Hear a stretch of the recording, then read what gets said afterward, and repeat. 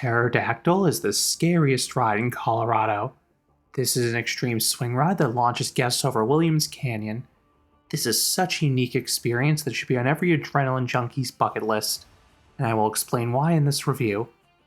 Cave of the Winds is a popular cave near Pikes Peak. Tourists have been visiting this place for over a century to explore the wonders of the cave. But like Silver Dollar City and Glenwood Caverns, Cave of the Winds realized they needed more to keep people busy while waiting for the cave tours. This included a gift shop, some active attractions, and for the sake of this review, Terror-Dactyl.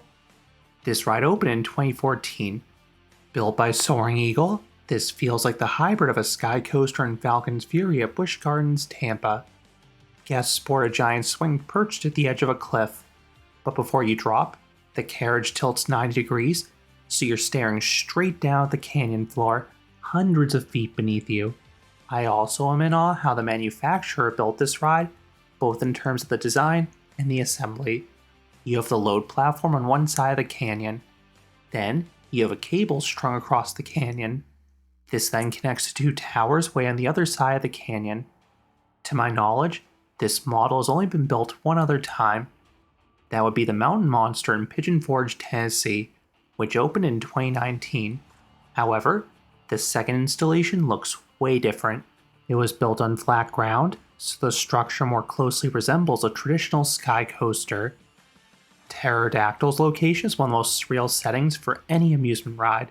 It seems dreamlike being launched over a canyon as grand and beautiful as this. Along with the towering cliffs, you also have abundance of trees, and if you're lucky, some wildlife may be visible.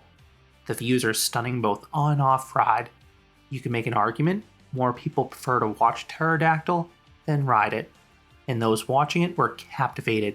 It is a spectacle anytime it runs.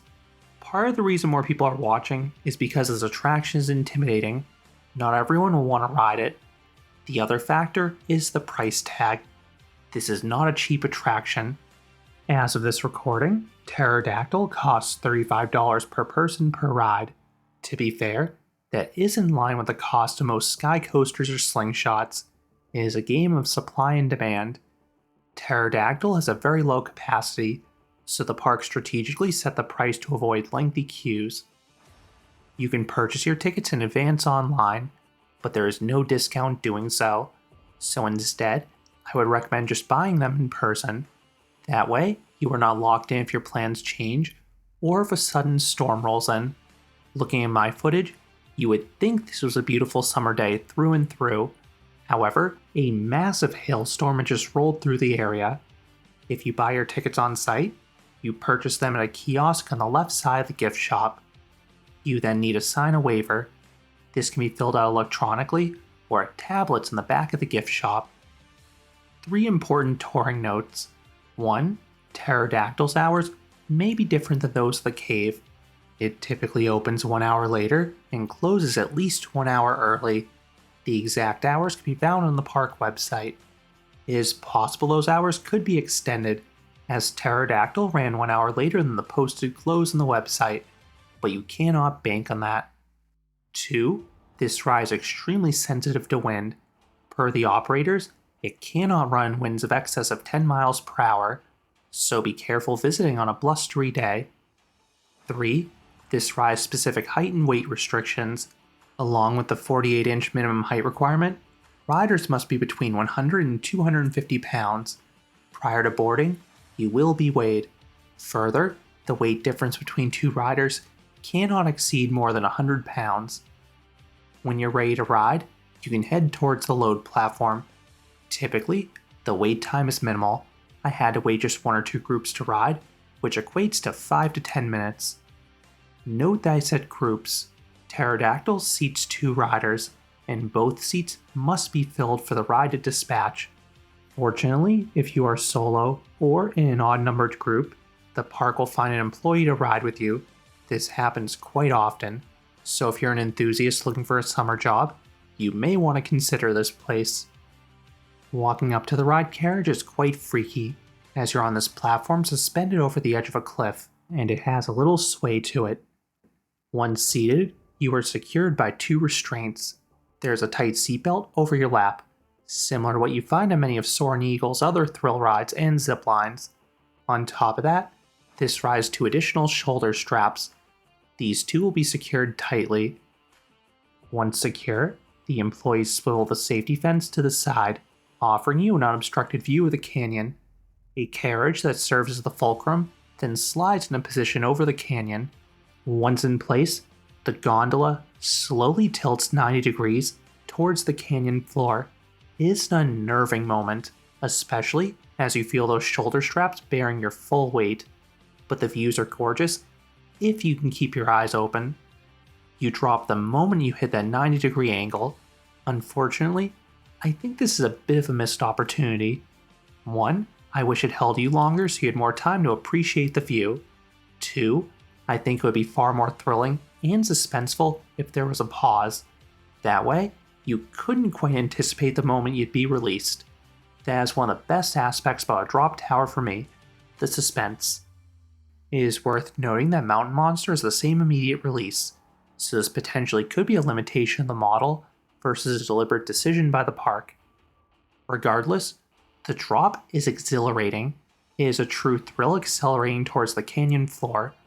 If you've experienced a sky coaster drop, this will feel similar. You'll get a brief freefall sensation while fully vertical, but that weightlessness feeling disappears once the swing begins. As with most sky coasters, that swing starts relatively quickly. I also think that stomach drop sensation would be more potent if the release were more sudden and unexpected. Again, I knew when it would happen based off the tilt. The park advertises this drop as hitting speeds of 100 miles per hour or 161 kilometers per hour.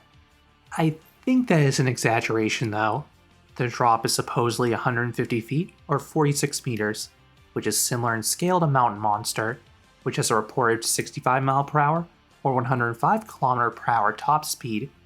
That is also in line with sky coasters of similar height, so I think that figure is more realistic. Regardless, Terror-Dactyl feels super fast, and when combined with those views, the drop is super interesting. I just want to make it clear though that the drop itself cannot quite match the power of some drop towers, which go straight down the whole way. The drop here relies more on the visual aspect. You then swing back and forth. The first few have solid speed still, but overall, this part is mellow in terms of force. I think the freakiest part is how you're spinning during this, which feels weird with the cables above you. These bonus swings offer amazing views of the canyon though. You are then hoisted back towards the load platform, eventually parking. The employee then puts the gate back in place, allowing you to disembark. This ends the roughly 3.5 minute long experience. Overall, that has a good duration, but for most people, the ride is defined by those first 10 seconds. I have seen a few people ask, but what about the smoothness? This is a very comfortable experience. Because you are seated in a robust gondola, the gondola bears the force from the cable. This is a contrast to a sky coaster or bungee jump, where that force is spread more to the riders. What would I rate Terror-Dactyl? I would give this ride a 9 out of 10.